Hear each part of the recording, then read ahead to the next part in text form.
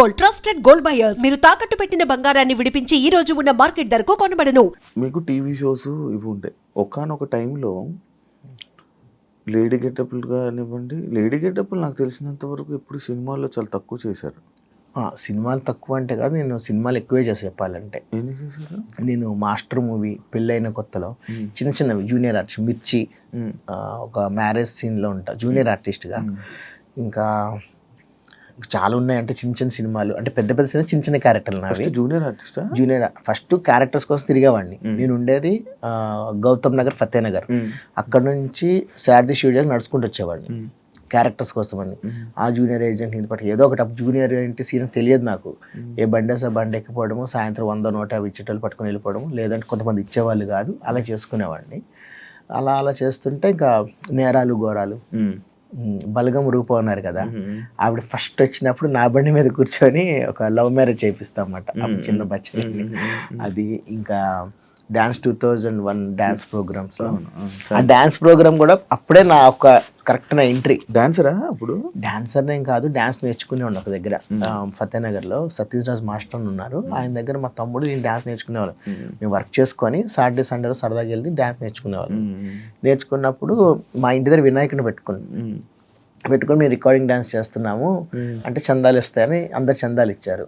అయితే మా డాన్సర్లో ఒక అమ్మాయిలు, 2-3 అమ్మాయిలు ఉండేవాళ్ళు. అమ్మాయి ఇట్లా డాన్స్ చేద్దాం సరదాగా, నాకు చేద్దాం అన్నారు. కరెక్ట్ స్టేజ్ వేసి డాన్స్ చేసే టైంలో అమ్మాయిలు వాళ్ళ మదర్స్ వచ్చి రోడ్ల మీద డాన్స్ చేయడానికి ఎలా కనిపిస్తున్నాను మా పిల్లలని పట్టుకెళ్ళిపోయారు. అయ్యో ఎట్లా కొన్ని పాటలు అనుకున్నాం కదా ఎట్లా అని చెప్పి నాకు ఐడియా వచ్చి, మాకు అక్క ఉంటే ఆమె లేడీ డ్రెస్ వేసుకొని ఒక బ్లాక్ షర్ట్ కట్ చేసి విగ్లా సెట్ చేసుకొని చేసాం. అది బాగా వచ్చింది. నేను అమ్మాయిలా కొంచెం చేసాను చేయడం హైలైట్ అయింది. ఆ జనాల్లో ఒక ఈటీవీ కెమెరామెన్ చూశారు.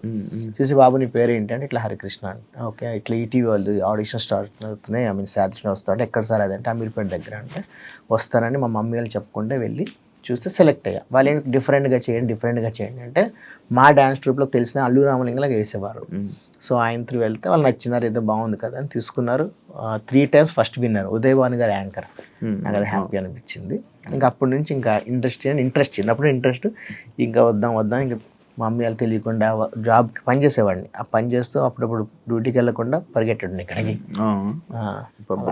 ఇండస్ట్రీ పిచ్చితోనే ఇది బాగా ఇప్పటికే పిచ్చే ఉంది కదా. ఉంది ఇప్పటికన్నా మంచి ఒక కమెడియన్గా చూడంగానే అబ్బా అన్నట్టు అనిపించాలని కోరిక. అందుకే అన్ని కష్టాలు ఉన్నాయి, ఎన్ని బాధలు ఇండస్ట్రీ వల్ల. చాలామంది నాతో వచ్చిన వాళ్ళు, నాతో జర్నీ చేసిన వాళ్ళు ఈ మధ్య జబర్దస్త్లో చూస్తున్నాం కదా, అన్ని రోజులు ఓపిక ఎవరు ఉండరు ఇండస్ట్రీలో. చూడండి ఎవ్వరు కూడా పూర్తి రోజులు ఉండరు, దాని మీద ఉన్న వాళ్ళకే ఉంటుంది. నాకు ఒక ఆశ ఏంటంటే ఎప్పటికైనా కల్లమ్మ తల్లి తన హక్కును చేర్చుకుంటుంది కదా అని ఒక ఆశ. చాలామంది మధ్యలోనే వెళ్ళిపోతారు. కొంతమంది ఎవరు ఊర్లో అంటారు, నువ్వు చూడండి తెల్లగొన్న ఎర్రగొన్న మహేష్ బాబు అని వచ్చేస్తారు బస్ ఎక్కి. పాపం ఇక్కడికి వచ్చి 2 నెలలు 3 నెలలు చూస్తారు, తర్వాత అర్థమైంది వద్దురా బాబు అని వెళ్ళిపోతారు. ఉండలేరండి, ఓపిక ఉండాలి. నన్ను ఎంతమంది అంటారంటే నీకు ఎంత ఓపిక, 2 సంవత్సరాల నుంచి ఉన్నావు, ఇప్పటికీ నీకు ఎటువంటి పొగరు లేకుండా ఎటువంటి ఇది లేకుండా అలానే ఉంటా అంటారు. ఉంటాం, ఒక రోజు అంటే వస్తుందని ఒక అంతే. కానీ లేడీ గెటప్లకి నార్మల్గా ఒకప్పుడు వాల్యూ ఇచ్చేవాళ్ళు కాదు కదా. సూపర్ వాల్యూ ఇచ్చేవారండి. లేడీ గెటప్స్కి ఎంత వాల్యూ ఇచ్చేవారు, మా కష్టాన్ని గుర్తించేవారు. ఎవరు? డైరెక్టర్స్ కానీ, టీమ్ లీడర్స్ కానీ.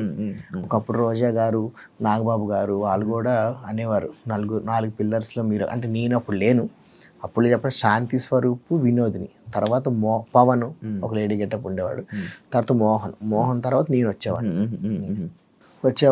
అంటే అనేవారు. లేడీ గెటప్స్ మంచి వాల్యూ. లేడీ గెటప్ ఒకసారి అనుకోకుండా వేస్తారు లేడీ గెటప్. అన్ని జబర్దస్త్ తిరుగుతా ఉంటే ఇక్కడ లేడీ గెటప్స్ తప్ప అవకాశాలు లేవు అన్నారు. సార్ నేను ఒకప్పుడు లేడీ గెటప్ వేసానంటే అలాగైతే కాదు, నువ్వు గెటప్ వేసి చూపి అని అడిగారు. అప్పుడు నితిన్ భరత్ అని డైరెక్టర్స్ ఉండే, నిజంగా వాళ్ళు దేవుళ్ళు. వాళ్ళు వర్క్ అంటే వర్క్ మాట, ఎటువంటి ఎక్స్ట్రాలు ఉండవు, వర్క్నే చూస్తారు. నువ్వు కోటీశ్వరుడువా, రోడ్డు మీద నుంచి వచ్చావా, అవన్నీ సంబంధం లేదు. నీ దగ్గర టాలెంట్ ఉందా ఇస్తాము, లేదా లేదు. వాళ్ళు అవకాశం కోసం ఈ 3 సంవత్సరాలు తిరిగా జబర్దస్త్ కోసం, ఇసుకొచ్చేసి మానేసి కొన్ని రోజులు. అప్పుడు రచ్చరావు అనేటాడు, ఏరా వచ్చేటాడు ఎందుకు మానేసి. అప్పుడు రచ్చరావు గారు టీమ్ లీడర్ అనమాట. ఎందుకు రావడం మన తిరిగి తెచ్చి రావాలి రా, వస్తూనే వస్తుంది అని. సరే అని మళ్ళీ స్టార్ట్ చేశా. సరే ఇట్లా అయినా అవకాశం ఏం సార్ బతిమలాడితే అప్పుడు అసలు లేడీ గెటప్ వేసి చూద్దామని వేశారు. ఓకే చేసుకో అన్నారు. అలా సెట్ అయ్యి నడిపించేసారు. అంటే లేడీ గెటప్పుల్లో మీ దగ్గర ఉన్న వాళ్ళందరినీ లైక్ ఇలా తేడా అని లేకపోతే అంటారు అది.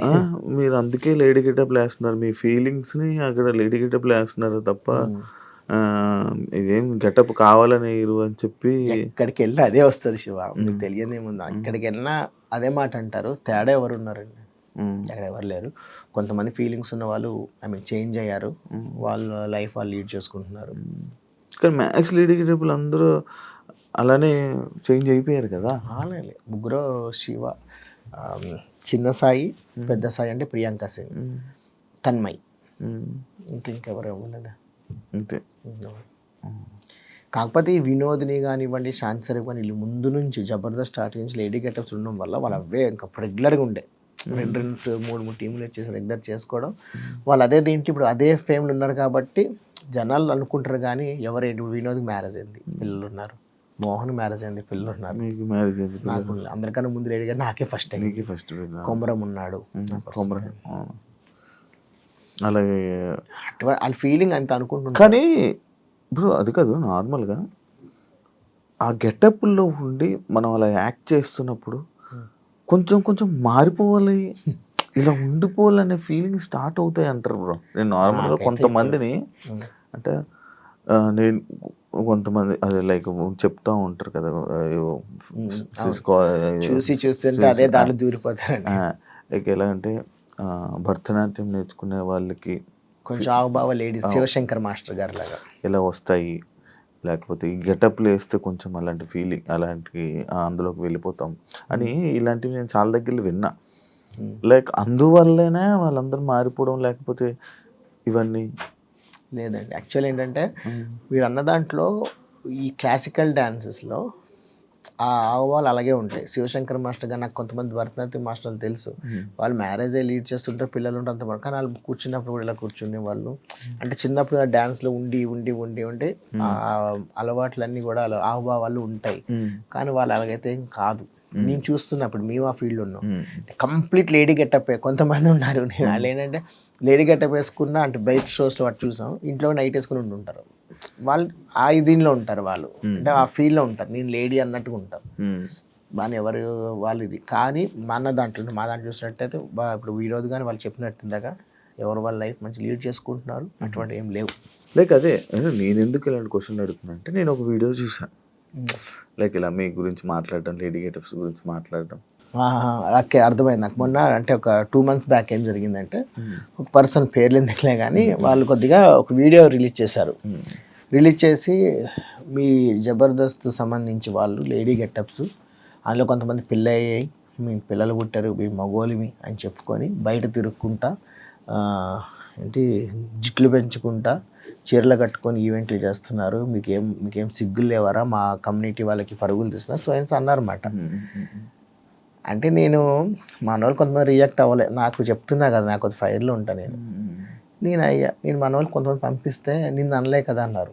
ఎవరిని అక్కడ పేరు పెట్టానులే, అందులో నాకు పెళ్ళైన పిల్లలు ఉన్నారు, అందులో మీకు పెళ్ళైన కన్నా మరి మీరు ఎందుకు రియాక్ట్ అవ్వరంటే ఎంతోమంది అంటుంటారు పట్టించుకోవద్దాం, ఇలా పట్టించుకోవద్దు ఇంకొకరు అంటుంటారు. ఈ మళ్ళీ సోషల్ మీడియాలో హైప్ అవుదామని ఇంకా చేస్తుంటారు. ఒక మాట అందాం క్లారిటీ వస్తుందని నేను ఒక కమెంట్ పెట్టా, కమెంట్ డిలీట్ చేసి నాకు ఫోన్ చేయి అన్నారు.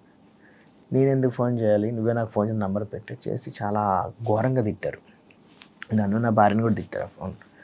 నేనమ్మా నువ్వు ఒక దీంట్లో ఉన్న వ్యక్తివి, ఒక కమ్యూనిటీ వ్యక్తివి, నేను ఒక మాట అంటే మిమ్మల్ని అంటే ఏదో పాపాలు శాపాలు అంటారు, అవన్నీ పట్టించుకోను. నేను దేవుడని నమ్ముతాను, మూఢనమ్మకాలు నాకున్నాయి, కర్మను ఫాలో అవుతా. కానీ తిట్టకు, ఫస్ట్ మాట్లాడు. నువ్వు ఇష్టమైన తిట్టడం వల్ల కరెక్ట్ కాదు, మాట్లాడు. అంటే ఏంట్రా నీతో మాట్లాడేది, నేను అది గలీజులు మాట్లాడు, కట్ చేస్తాను మళ్ళీ చేస్తాను. 100 మందికి నా నెంబర్ ఇచ్చారు, రోజు ఫోన్ చేసి రాత్రి అంతా తిరుగుతానే ఉన్నారు వాళ్ళు నన్ను. మామూలుగా కాదు, ఒక రేంజ్లో అన్నీ రికార్డ్ చేస్తున్నా. నాకు ఇంకో ఫోన్ నాకు తెలుసు, ఈ ఫోన్ రికార్డ్ చేస్తే ఐఫోన్ రికార్డ్ చేస్తే తెలిసిపోతే ఇంకో ఫోన్ రికార్డ్ చేస్తాను. నేను ఎవరికి పంపించిన వాళ్ళకే పంపించాను.